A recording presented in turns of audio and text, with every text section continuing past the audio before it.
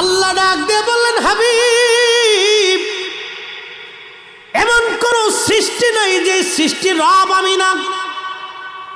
ও হুজুর, আপনার উম্মত আপনার ইজ্জতের চাদর ধরে টানবে, আপনার কিছু উম্মত হবে আপনার শান ও আজমতকে খাটো করবে।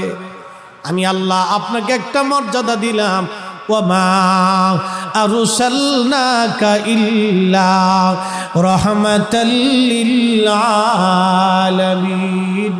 আল্লাহ ডাক দেখো, হাবিব, আমি আল্লাহ আসমানের রব, আপনি নবী আসমানের রহমত।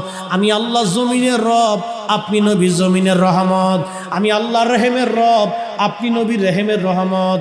আমি আল্লাহ বরজখের রব, আপনি নবী বরজখের রহমত। আমি আল্লাহ মেহশরের রব, আপনি নবী মেহশরের রহমত। আমি আল্লাহ জান্নাতের রব, আপনি নবী জান্নাতের রহমত। আমি আল্লাহ আরোহর রব, আপনি নবী আরোহর রহমত।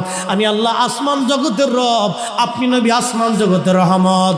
আমি আল্লাহ নক্ষত্রের রব, আপনি নবী নক্ষত্রের রহমত। আমি আল্লাহ দাওয়াবুর রব, আপনি নবী দাওয়াবুর রহমত। আমি আল্লাহ সাজারুনের রব, আপনি নবী সাজারুনের রহমত। আমি আল্লাহ পাহাড়ের রব, আপনি নবী পাহাড়ের রহমত। আমি আল্লাহ সৃষ্টির রব, আপনি নবী সৃষ্টির রহমত। আমি আল্লাহ কুল মাখলুকের রব, আপনি নবী কুল মাখলুকের রহমত। আমি আল্লাহ কুল কায়নাতের রব, আপনি নবী কুল কায়নাতের রহমত।